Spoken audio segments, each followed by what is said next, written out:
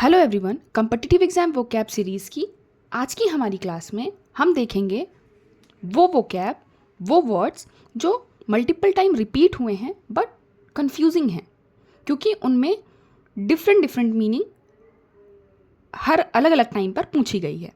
जैसे first word है हमारा इनकम्बेंट। इनकम्बेंट जिसका मीनिंग होता है, दो मीनिंग निकलते हैं, मतलब एक बार ऑप्शन दिया है मैंडेटरी और करंट पोजीशन। सो मैंडेटरी अगर दिया हुआ है तो वहाँ पर क्या होगा, आप कंफ्यूज होंगे क्योंकि अगर नॉर्मल अगर हम मीनिंग देखें तो क्या होता है, उसका मीनिंग होता है करंट पोजीशन पर जो है, मतलब किसी भी पोजीशन पर किसी पर्टिकुलर टाइम पर जो व्यक्ति है उसे क्या बोलेंगे आप, वो मतलब क्या है, इनकम्बेंट, करंट पोजीशन को बताता है, पदधारी जो होता है उसे। पर इसका एक और मीनिंग है मैंडेटरी, मतलब आवश्यक। दोनों ही अलग अलग हैं, आवश्यक होना या फिर करंट आपकी जो जगह है पोजीशन को बताना, वो दोनों अलग हैं। ये दोनों वर्ड एक जैसे नहीं है, मतलब ये ऐसा नहीं है कि इस वर्ड के सिनोनिम है। जैसे अभी तक हमने जितने वर्ड देखे उसमें क्या थे, वो वर्ड एक दूसरे के सिनोनिम का काम करते थे, बट यहाँ पर वर्ड है जिसके दो अलग अलग मीनिंग निकल रहे हैं और ये मल्टीपल टाइम रिपीट हुए हैं डिफरेंट वर्ड के साथ। मतलब कभी मैंडेटरी सही था, कभी करंट, क्योंकि इन दोनों में से एक ही ऑप्शन आएगा। तो आज हमने जितने भी वर्ड इंक्लूड किए हैं वो कन्फ्यूजिंग हैं बट रिपीट हुए हैं मल्टीपल टाइम। सो इसीलिए इनकी प्रैक्टिस हमें कई बार करनी है जिससे ये हमारे माइंड में फिक्स हो जाएं। जैसे इनकम्बेंट का मैंडेटरी भी होता है यानी आवश्यक, एंड करंट पोजीशन को भी बताने के लिए इनकम्बेंट यूज़ होता है। तो दोनों में से जो भी ऑप्शन हमें होगा, दोनों एक साथ नहीं होते हैं, कोई एक ही होगा, तो आप उसको उस टाइम पर टिक करेंगे as an answer. Second is terse. R यहाँ पर साइलेंट है, टस। टस का भी, टस मीनिंग क्या है, कंसाइज एंड रूड। एक ही टाइम पर दो मीनिंग है। कंसाइज मतलब क्या होता है, छोटा करके, छोटा, और रूड मतलब जो रूखा व्यवहार करे। तो कंसाइज एंड रूड दोनों क्या है, टस के मीनिंग है। तो ऑप्शन में जो भी होगा आपको उसे, अगर कंसाइज है तब भी आपको वो, तब ये टिक करना है, और अगर ऑप्शन में रूड है तब आपको रूड पर जाना है। सो आपको ये माइंड में रखना है कि टस का दो मीनिंग है, मतलब एज कंसाइज, किसी चीज़ को छोटा बताने में, पर्याप्त बताने में वो क्या होगा, कंसाइज, और एज रूड बताने के लिए भी क्या यूज़ होता है, टस। Next is establish. स्टैब्लिश में क्या होता है, सेटअप करना। जैसे कोई भी कंपनी कब स्टैब्लिश हुई थी, तो स्टैब्लिश मतलब स्थापना, एक तरीके से सेटअप कब हुआ था किसी भी चीज़ का। और सेकंड जो मीनिंग है वो प्रूफ, किसी चीज़ को प्रूफ करना भी क्या होता है, स्टैब्लिश करना। दोनों मीनिंग अपने आप में क्या है, अलग है, सेटअप करना या फिर प्रूव करना।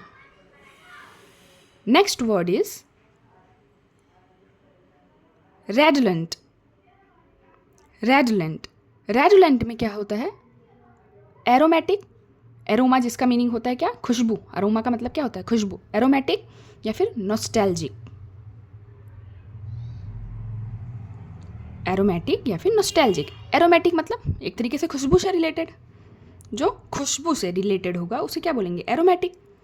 और दूसरा जो है नॉस्टैल्जिक, मतलब या तो वहाँ पे अगर ऑप्शन में है एरोमेटिक तो वो सही होगा, या फिर जो नॉस्टैल्जिक का मीनिंग होता है जो आपको कोई प्रीवियस की चीज़ याद दिलाने वाला हो, मतलब आपको आपकी कोई पुरानी चीज़ जो आप से, जिससे आप रिलेट कर पाते हो, या फिर जो आप की मेमोरी में है, बेस्ट मेमोरी में जो है, जैसे आप अपने बचपन के दिनों को याद करते हो, या फिर बहुत से लोग हैं जो अपने गांव की मेमोरी को कंपैरेटिवली शहर की मेमोरी से जब देखते तो मतलब वो याद करते हैं उस चीज़ को, मतलब जिससे उनको याद आती है अपनी चीज़ों की, वो क्या है, नॉस्टैल्जिक। Next is remote.